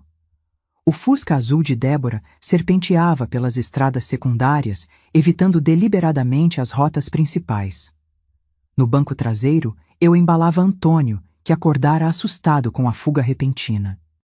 Seus olhinhos arregalados me fitavam com uma mistura de confusão e sono, enquanto eu sussurrava canções de ninar que minha própria mãe cantava quando eu era criança. Melodias que a comunidade havia me proibido por serem contaminações culturais. Precisamos trocar de veículo em Batatais, explicou Débora, olhando nervosamente pelo retrovisor a cada poucos minutos. Meu marido nos espera com outro carro. Anselmo tem contatos, incluindo alguns policiais locais. Como você sabe tanto sobre ele? Perguntei, surpresa com seu conhecimento detalhado. Helena está infiltrada há meses, revelou, para minha completa perplexidade. Ela é assistente social e suspeitava de irregularidades após atender ex-membros que conseguiram sair, mas precisava de provas concretas. A revelação me deixou atordoada. Helena, minha única aliada na comunidade, nunca havia sido uma verdadeira seguidora. Era uma profissional investigando abusos, arriscando-se para coletar evidências. De repente, tudo fazia sentido. Seu conhecimento médico, suas perguntas cuidadosamente formuladas, sua capacidade de navegar pelo sistema sem levantar suspeitas. E os policiais que apareceram hoje? Uma operação separada, focada nas fraudes financeiras. Helena aproveitou a distração para facilitar sua fuga. Estávamos planejando há semanas, mas não podíamos avisar você antecipadamente. Qualquer mudança no seu comportamento teria alertado Anselmo. Enquanto o carro seguia pela escuridão, com apenas o barulho do motor e a respiração suave de Antônio preenchendo o silêncio, tentei processar o que acontecia. Após anos acreditando que o mundo exterior era corrupto e hostil, agora pessoas desconhecidas arriscavam-se para me ajudar. A realidade que Anselmo construíra tão meticulosamente desmoronava a cada quilômetro percorrido. Em Batatais, conforme combinado, encontramos o marido de Débora em um posto de gasolina desativado nos arredores da cidade. A troca de veículos foi rápida, do Fusca azul para uma variante marrom com placas de São Paulo. Vocês seguirão para Ribeirão agora, explicou Cláudio, o marido de Débora. Minha tia Olga os espera. Ela é enfermeira aposentada e mora sozinha. É um lugar seguro para vocês se esconderem por alguns dias. E depois? Perguntei, a realidade de minha situação finalmente me atingindo por completo. Eu não tinha documentos. Anselmo os mantinha guardados, nem dinheiro além do pouco que Helena havia me dado, nem qualquer plano para o futuro. Helena fez contato com sua família, respondeu Débora, entregando-me um envelope. Seu irmão, Romero. Ele trabalha na polícia em São José dos Campos. Está vindo para Ribeirão assim que possível. Romero. Apenas ouvir seu nome trouxe lágrimas aos meus olhos. Meu irmão caçula, 8 anos mais novo, que devia ter pouco mais de 20 anos agora. A última imagem que tinha dele era de um adolescente argumentativo que queria seguir carreira militar contra a vontade de nossos pais. Agora ele estava na polícia e vinha me buscar. Ele sabe sobre Antônio? Perguntei, subitamente ansiosa sobre como minha família receberia a notícia de um neto e sobrinho que desconheciam. Sabe apenas que você está com uma criança e precisa de ajuda urgente, respondeu Cláudio. O restante você mesma poderá contar. A viagem para Ribeirão Preto foi tensa. Cada farol na estrada, cada veículo que se aproximava demais, provocava-me calafrios. Anselmo tinha recursos e seguidores devotos. Se houvesse um bloqueio policial, se alguém tivesse alertado as autoridades sobre um sequestro, esta seria a história que ele certamente contaria, tudo estaria perdido. Na periferia de Ribeirão, em uma rua arborizada de casas simples, finalmente chegamos à residência de Dona Olga. Uma senhora de cabelos grisalhos e postura firme nos recebeu com discrição, guiando-nos rapidamente para dentro. A casa era aconchegante, com cheiro de café recém-passado e uma quietude que há muito eu não experimentava. Você pode usar o quarto dos fundos, indicou ela, após me servir uma xícara de café forte e separar leite morno para Antônio, que começava a demonstrar fome. Tem um bercinho que era do meu neto. Seu irmão deve chegar amanhã pela tarde. Naquela primeira noite de liberdade, não consegui dormir. Sentada ao lado do bercinho improvisado onde Antônio finalmente descansava, observei cada detalhe de seu rostinho à luz fraca do abajur. Seus dedos minúsculos, seus cílios longos, o leve movimento de seu peito subindo e descendo em ritmo tranquilo. Pela primeira vez desde seu nascimento, estávamos verdadeiramente sozinhos, sem vigilância constante, sem precisar seguir regras absurdas sobre como segurá-lo ou por quanto tempo poderia olhar em seus olhos. Amanhã trouxe nova ansiedade. A qualquer momento, imaginava ouvir a voz de Anselmo no portão, exigindo a devolução do iluminado. Dona Olga, percebendo meu nervosismo, trouxe jornais e ligou o rádio. Precisamos saber se há alguma notícia sobre o que aconteceu ontem, explicou, sintonizando a estação local. O noticiário matinal mencionou brevemente uma operação policial em comunidade religiosa, suspeita de fraudes financeiras, sem entrar em detalhes. Nada sobre uma fuga ou um bebê sequestrado. Isso me trouxe algum alívio momentâneo. Por volta das 3 da tarde, uma viatura policial estacionou discretamente na esquina. Meu coração disparou até Dona Olga espiar pela janela e confirmar. É seu irmão. Helena mandou uma foto dele para reconhecermos. Quando a porta se abriu, não reconheci imediatamente o homem de uniforme que entrou. O adolescente magricela de minhas lembranças havia se transformado em um adulto de ombros largos e postura séria. Mas seus olhos, os mesmos olhos de nosso pai, me fitaram com uma intensidade que derrubou todas as barreiras que Anselmo havia construído ao meu redor. Iracema, disse ele, a voz embargada. Finalmente. Antônio começou a chorar nesse exato momento, como se sentisse a emoção que preenchia o ambiente. Romero olhou para o bebê em meus braços, depois novamente para mim, tentando processar a complexidade da situação. Este é seu sobrinho, apresentei com a voz trêmula. Antônio. Romero se aproximou cautelosamente, como se temesse que fôssemos desaparecer se fizesse movimentos bruscos. Mamãe e papai? Perguntei, temendo a resposta após tantos anos. Papai faleceu há 2 anos, respondeu ele com pesar. Um infarto. Mamãe está bem, morando comigo em São José. Ela nunca perdeu a esperança de encontrar você. A notícia da morte de meu pai me atingiu como um golpe físico. Durante todos aqueles anos de cativeiro disfarçado, eu havia me consolado imaginando um retorno eventual à minha família. Agora, parte desse sonho estava irremediavelmente perdido. Temos muito a conversar, continuou Romero, notando meu abalo. Mas não aqui. Não é seguro. Precisamos sair do estado o quanto antes. Anselmo já registrou um boletim de ocorrência alegando sequestro de criança. Essas palavras confirmaram meus piores temores. Mesmo livre fisicamente, eu ainda não estava verdadeiramente livre. A sombra de Anselmo continuaria nos perseguindo. Como sabia onde me encontrar? Perguntei enquanto reunia os poucos pertences que Débora havia me fornecido. A assistente social, Helena, fez contato através de canais oficiais. Ela está cooperando com uma investigação maior sobre a comunidade. Não é a primeira vez que Anselmo faz isso, Iracema. Houve outras mulheres antes de você. Essa informação, embora dolorosa, não me surpreendeu completamente. Sempre houvera sussurros sobre anteriores escolhidas que haviam falhado em suas missões espirituais. Agora entendia o verdadeiro significado daquelas histórias. Enquanto nos preparávamos para partir, Romero explicou o plano. Iríamos para São José dos Campos, onde sua posição na polícia local ofereceria alguma proteção inicial. No caminho, pararíamos em um local onde uma médica de confiança examinaria Antônio e documentaria seu estado de saúde. Evidência importante para o futuro processo de guarda. Anselmo é poderoso e tem recursos, advertiu meu irmão. Isso não acabará facilmente. Ele virá atrás do menino. Olhei para meu filho, agora adormecido novamente após ser alimentado, alheio à tempestade que se formava ao seu redor. A perspectiva de uma batalha judicial contra Anselmo me aterrorizava.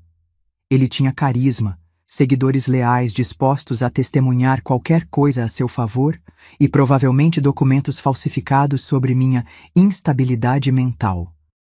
Como posso provar que sou uma boa mãe quando passei os últimos anos obedecendo cegamente a um homem que me convenceu que o mundo exterior era maligno? Perguntei, verbalizando meu maior medo.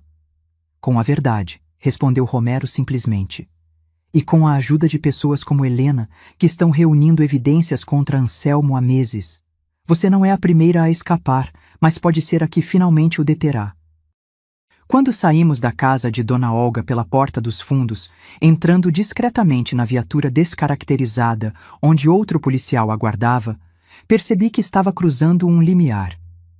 À minha frente não havia apenas a perspectiva de reencontrar minha mãe e reconstruir algum tipo de vida normal, havia uma batalha que apenas começava. Estou com medo, confessei a Romero enquanto o carro deslizava silenciosamente para fora do bairro. Eu sei, respondeu ele, colocando brevemente sua mão sobre a minha. Mas não está mais sozinha. Aquelas simples palavras, você não está mais sozinha, reverberaram profundamente. Por 8 anos, mesmo cercada de pessoas na comunidade, eu havia estado fundamentalmente isolada, desconectada de quem realmente era. Agora, com meu filho nos braços e meu irmão ao meu lado, sentia o primeiro vislumbre genuíno de esperança. O rádio da viatura ocasionalmente emitia códigos e instruções. A noite caía sobre a estrada que nos levava para longe de Ribeirão Preto. Para Antônio, era apenas mais um dia de sua jovem existência. Para mim, era o primeiro dia do resto de nossas vidas, uma vida que eu estava determinada a proteger, mesmo que isso significasse enfrentar o homem que havia roubado 8 anos de minha história. O dia do julgamento chegou após 6 meses de batalhas preliminares, audiências e perícias psicológicas. A sala do tribunal era menor do que eu imaginava, com bancos de madeira polida e um silêncio que pesava como chumbo. Mamãe segurava Antônio no corredor externo. Crianças não eram permitidas durante o testemunho. Meu advogado, Dr. Paulo, organizava suas anotações enquanto eu tentava controlar o tremor nas minhas mãos. Então ele entrou. Anselmo. Não mais vestindo seu habitual branco imaculado, mas um terno cinza sóbrio. Havia emagrecido, mas seus olhos continuavam os mesmos, penetrantes, intensos, capazes de provocar aquela velha sensação de estar sendo examinada até a alma. Por um momento fugaz, senti o reflexo condicionado de abaixar a cabeça em submissão. Em vez disso, mantive o olhar fixo à frente. Todos de pé, anunciou o oficial de justiça e o juiz Mendonça entrou na sala. Os procedimentos iniciais pareciam distantes, como se eu observasse tudo através de uma espessa cortina.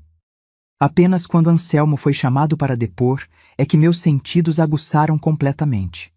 Ele caminhou até a tribuna com aquela mesma postura majestosa que usava durante as cerimônias no templo. Senhor Anselmo Costa, o senhor alega que sua esposa, Iracema Oliveira Costa, sofre de delírios persecutórios e representa um perigo para o bem-estar da criança. Correto? Iniciou a promotoria. Estou profundamente preocupado com meu filho, respondeu ele, com uma voz serena que eu conhecia tão bem, a voz que usava para conduzir as confissões públicas na comunidade. Iracema sempre foi emocionalmente frágil. Nossa comunidade proporcionava o apoio estrutural que ela necessitava. Desde que foi manipulada a deixar nosso lar, temo pela segurança de Antônio. Cada palavra era uma facada. Sentada ali, ouvia o homem que havia controlado cada aspecto da minha existência por 8 anos me descrever como instável e perigosa. O pior era perceber como sua performance convencia. Vi expressões de simpatia em alguns rostos no tribunal. Quando chegou minha vez de testemunhar, minhas pernas mal me sustentavam. Dr. Paulo havia me preparado extensivamente, mas estar frente a frente com Anselmo, após meses de separação, despertava todos os velhos medos. Senhora Costa, começou meu advogado, poderia descrever para o tribunal suas condições de vida na comunidade do Sr. Anselmo? Respirei fundo. Era agora ou nunca. Na comunidade não tínhamos permissão para tomar decisões próprias. Comecei, minha voz inicialmente trêmula ganhando firmeza. Anselmo determinava tudo, do que vestíamos ao que pensávamos. Qualquer questionamento resultava em punições que ele chamava de processos de purificação. Descrevi os jejuns forçados, as humilhações públicas, as noites de joelhos sobre grãos de milho. Relatei como minha correspondência era interceptada, minhas ligações monitoradas. Expliquei o isolamento sistemático que tornava impossível pedir ajuda. Quando engravidei, Anselmo anunciou que nosso filho seria o iluminado, o próximo grande líder espiritual. Continuei. Antônio foi tirado de mim logo após o nascimento. Eu só podia amamentá-lo sob supervisão, seguindo regras estritas sobre quanto tempo podia olhá-lo nos olhos. Qualquer demonstração excessiva de afeto era punida como apego material. No momento culminante de meu testemunho, o promotor apresentou o que mudaria tudo: o diário de Helena. Durante meses infiltrada na comunidade, ela havia documentado meticulosamente cada abuso, cada manipulação psicológica, incluindo fotografias secretas das sessões de purificação. Olhei diretamente para Anselmo enquanto as evidências eram apresentadas. Pela primeira vez em todos aqueles anos, vi algo que nunca havia vislumbrado em seus olhos: medo. O controle estava escorregando por entre seus dedos e ele sabia. O momento decisivo veio quando o juiz permitiu a exibição de uma gravação. Helena havia conseguido registrar em áudio uma de minhas sessões de confissão. A sala do tribunal mergulhou em silêncio chocado ao ouvir Anselmo metodicamente me quebrar psicologicamente, sua voz alternando entre ameaças veladas e proclamações de amor divino. Este homem não é um líder religioso, concluiu o promotor. É um manipulador que criou sua própria realidade, onde ele é Deus e juiz. Quando os olhos de Anselmo encontraram os meus naquele momento, não desviei o olhar. O poder que ele tinha sobre mim, construído pacientemente ao longo de anos de condicionamento, finalmente se quebrou como vidro estilhaçado. A decisão do juiz Mendonça foi anunciada 3 dias depois. A sala estava ainda mais lotada que antes. Alguns ex-membros da comunidade, encorajados pela publicidade do caso, haviam vindo testemunhar o desfecho. Romero sentava-se rigidamente ao meu lado, enquanto mamãe aguardava novamente no corredor com Antônio. Este tribunal concede a guarda integral de Antônio Oliveira Costa à mãe, Iracema Oliveira Costa, declarou o juiz com voz firme.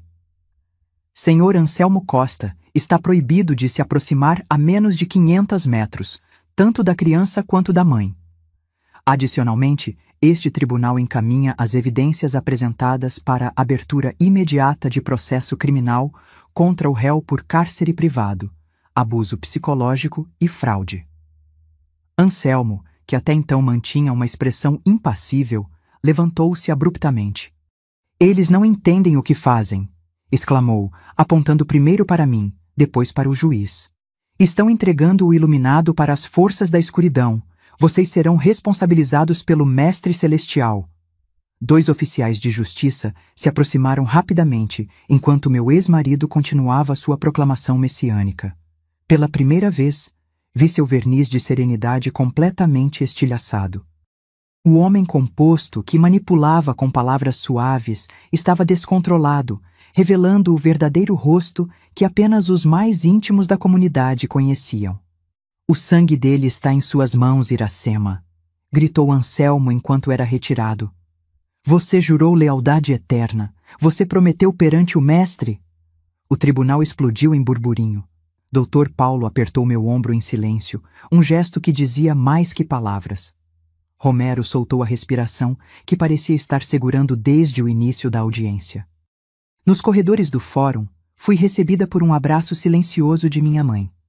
Antônio, agora com 1 ano e 2 meses, esticou os bracinhos em minha direção, alheio ao significado daquele momento. Quando o segurei contra meu peito, sem regras, sem supervisão, sem medo de punição por demonstrar apego excessivo, as lágrimas finalmente vieram. Acabou mesmo? Perguntei a Dr. Paulo, que organizava seus documentos. A batalha pela guarda, sim, respondeu ele com cautela. Mas Anselmo enfrentará um processo criminal e você provavelmente será chamada para testemunhar novamente. O caso rapidamente atraiu a atenção da mídia local. Na saída do fórum, fomos abordados por repórteres, uma situação que me deixou instantaneamente desconfortável. Anos de condicionamento para evitar o mundo exterior não desaparecem da noite para o dia. Iracema não dará declarações, afirmou Romero firmemente, escoltando-nos através da pequena multidão até o carro estacionado. Na semana seguinte à decisão judicial, 4 outras mulheres que haviam sido esposas espirituais de Anselmo vieram à tona. 2 delas também tinham filhos, os escolhidos anteriores que haviam falhado em sua missão divina. A comunidade começava a desmoronar, com investigações policiais revelando fraudes financeiras e desvio de doações. Saber que não estava sozinha trouxe um misto contraditório de alívio e tristeza. Por um lado, encontrar outras sobreviventes criava uma rede de apoio inestimável.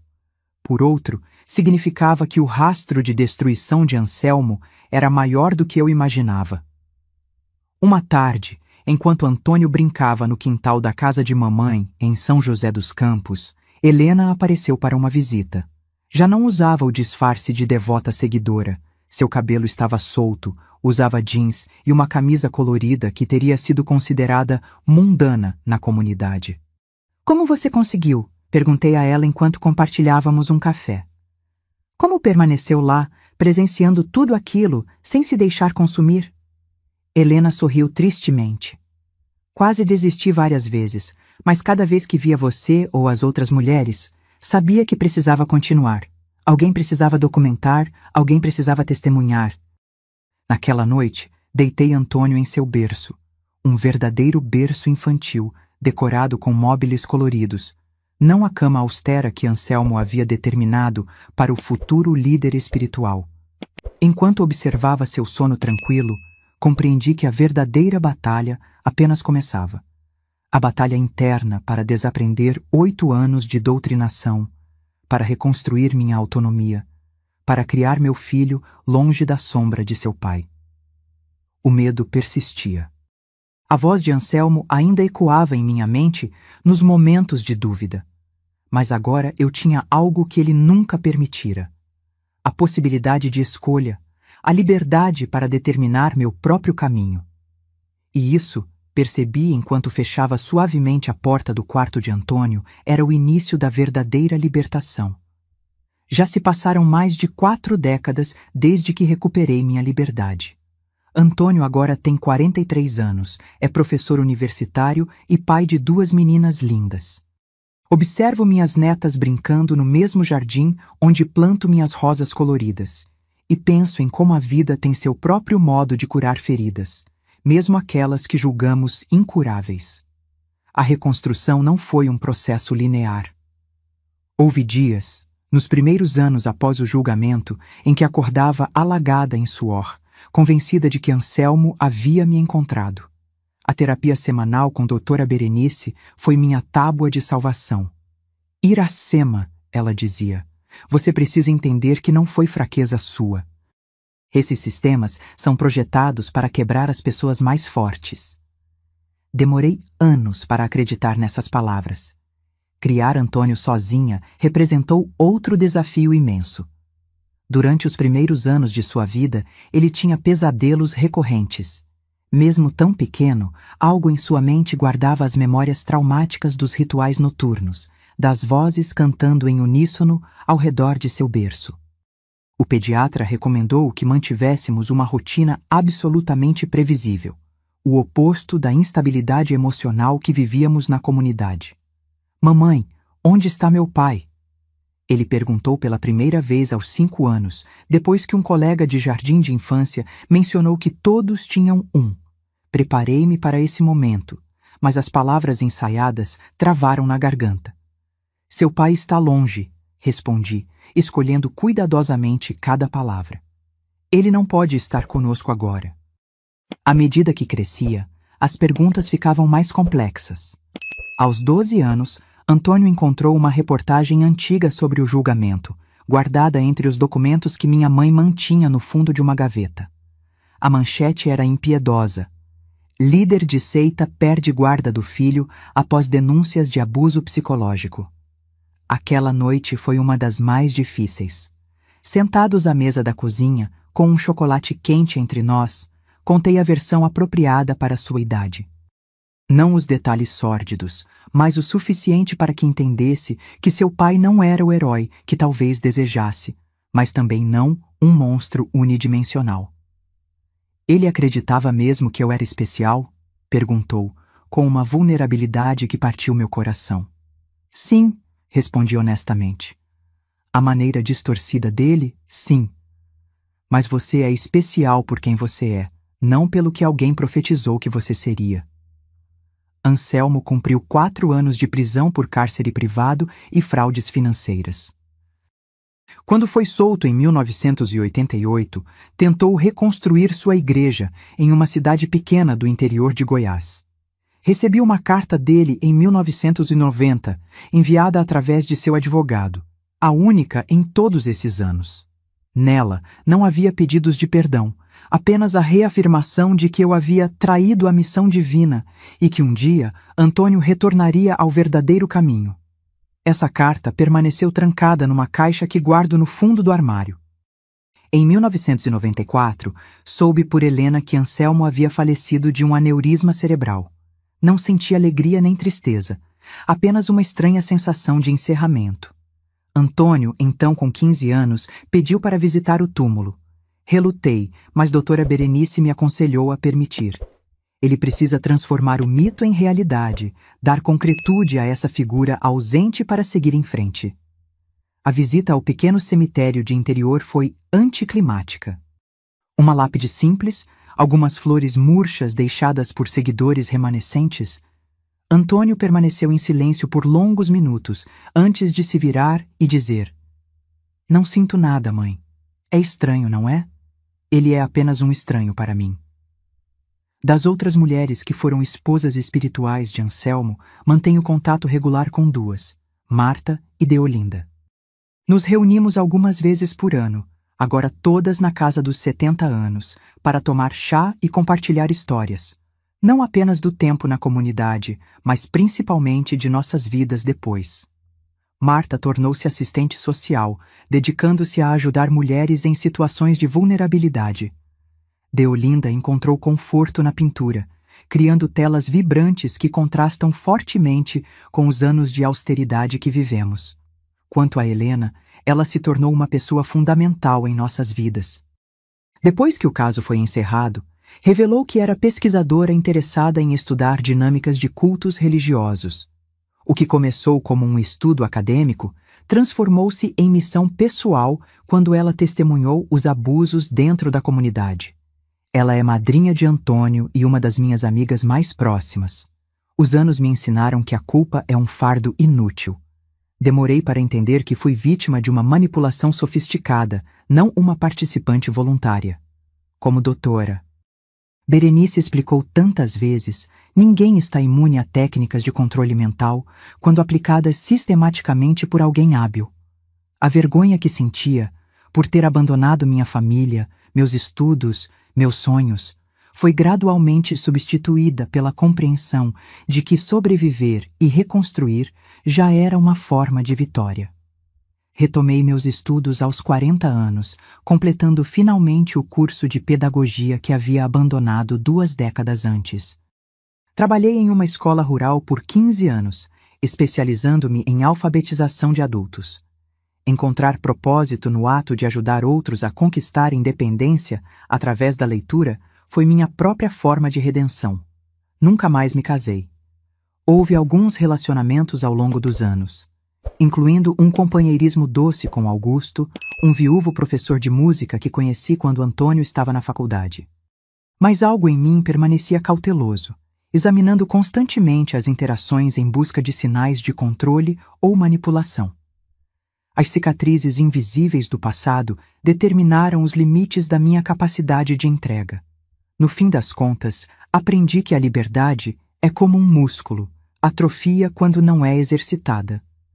Nas primeiras semanas após deixar a comunidade, tomava decisões simples com uma ansiedade paralisante. Escolher uma fruta no mercado, decidir o horário de dormir, expressar uma opinião em voz alta. Cada ato de autonomia era simultaneamente aterrorizante e libertador. Hoje, sentada nesta varanda, observando a tarde dar lugar ao crepúsculo, acaricio a pequena cicatriz no pulso esquerdo, uma lembrança física da cerimônia de pacto eterno com Anselmo. É estranho como marcas físicas permanecem muito depois que as feridas emocionais começam a cicatrizar. Talvez precisemos desses lembretes tangíveis para não esquecermos nosso próprio poder de recuperação. Se você está me ouvindo e se pergunta como alguém poderia se deixar envolver em uma situação assim, eu peço, não julgue. A linha entre fé sincera e manipulação religiosa é mais tênue do que gostaríamos de admitir. Não são apenas pessoas fracas ou ignorantes que caem nessas armadilhas. São pessoas buscando sentido em um mundo que frequentemente parece caótico e indiferente. Eu era uma jovem inteligente, cursando universidade, criada em uma família estruturada. Não tinha nenhum dos fatores de risco que normalmente associamos a vítimas de manipulação. O que eu tinha era sede de significado, de pertencimento, de propósito maior. E Anselmo, como tantos líderes carismáticos, sabia exatamente como transformar essas necessidades humanas naturais em ferramentas de controle. A manipulação eficaz é um processo gradual. Começa com verdades simples e validação de suas necessidades emocionais. Progride para pequenas concessões que parecem razoáveis. Estabelece dependência emocional antes de impor isolamento físico. E, mais importante, cria uma realidade alternativa onde o absurdo parece normal e o mundo exterior é que parece ameaçador. Quando Antônio completou 30 anos, ele me surpreendeu com um presente inesperado. Um diário que havia mantido secretamente desde os 15, documentando sua jornada como filho do profeta, que nunca conheceu o próprio pai. Nas páginas, encontrei não apenas suas lutas, mas também seu processo de compreensão e perdão, não apenas de Anselmo, mas também de mim, por ter sido inicialmente parte do sistema que deveria protegê-lo. Mãe, ele escreveu na última página, sua maior lição foi me mostrar que podemos reescrever nossas histórias, mesmo quando o começo não foi escolhido por nós. Essa é a mensagem que gostaria de deixar para qualquer pessoa que se encontre presa em uma teia de manipulação, seja religiosa, romântica ou familiar. Nunca é tarde demais para reclamar sua própria história. A voz do manipulador pode continuar ecoando em sua mente por anos, mas com tempo e apoio, sua própria voz pode se tornar mais forte. Em minhas palestras para pequenos grupos de apoio a sobreviventes, sempre compartilho um ritual simples que me ajudou nos momentos mais difíceis. Pego uma pedra pequena e lisa, coloco na palma da pessoa e peço que feche a mão ao redor dela. Sinta seu peso, digo. Sua solidez. Quando a voz do passado tentar convencê-la de que você não é forte o suficiente, aperte esta pedra e lembre-se: você está aqui. Você sobreviveu. Você é mais forte do que a voz que tenta diminuí-la. No ano passado, minha neta mais velha, Luísa, completou 18 anos. Na celebração familiar, ela me procurou em um momento tranquilo e perguntou: Vó, como você soube quando estava realmente livre dele? Refleti por um momento antes de responder. Quando percebi que já não precisava da aprovação de ninguém para confiar nas minhas próprias percepções. Quando comecei a acreditar na minha própria experiência mais do que nas palavras de qualquer pessoa, por mais carismática que fosse. Ela assentiu, com uma sabedoria além de seus anos. É como aquela frase que você sempre diz, não é? A verdade pode ser sentida no silêncio, não precisa ser gritada do alto de um púlpito. Sorri ao perceber que minhas lições mais importantes haviam sido transmitidas, mesmo sem eu perceber. Nos dias em que a memória do passado ameaça turvar o presente, saio para caminhar no jardim, entre minhas roseiras de cores proibidas, vermelhas, amarelas, roxas, cujo cultivo me foi negado por tanto tempo. Toco cada pétala e repito o mantra que criei para mim mesma. Estas mãos são minhas. Estas escolhas são minhas. Esta vida é minha. Talvez você se pergunte se consegui perdoar Anselmo. A resposta é complexa. Não acredito que perdão significa absolver alguém de responsabilidade ou minimizar o dano causado.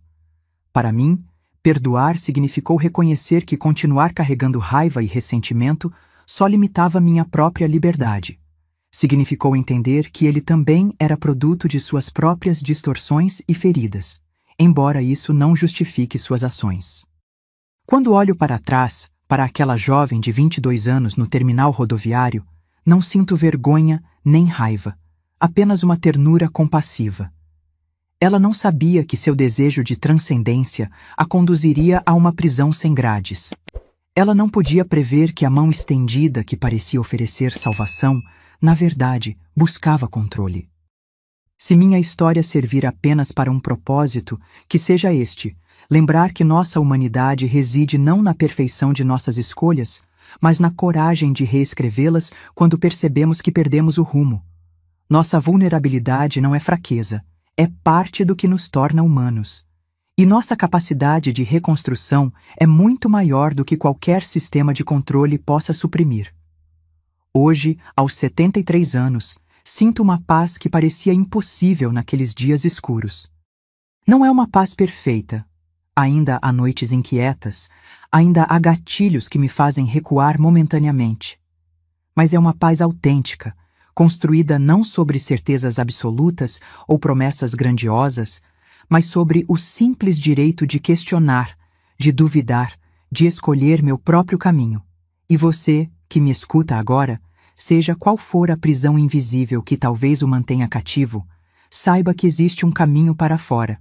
Pode ser longo, pode ser doloroso, mas existe. E do outro lado, há um jardim esperando para ser plantado, com flores de todas as cores que você escolher. Feche os olhos por um momento. Imagine-se daqui a muitos anos, olhando para trás, para este exato momento de sua vida. Que história você quer ser capaz de contar? A de alguém que permaneceu preso a medos e limitações impostas por outros, ou a de alguém que teve a coragem de dar o primeiro passo em direção à própria libertação? A escolha, afinal, é o que nos foi negado por tanto tempo. E agora, finalmente, ela é nossa. Quer um cuidado especial?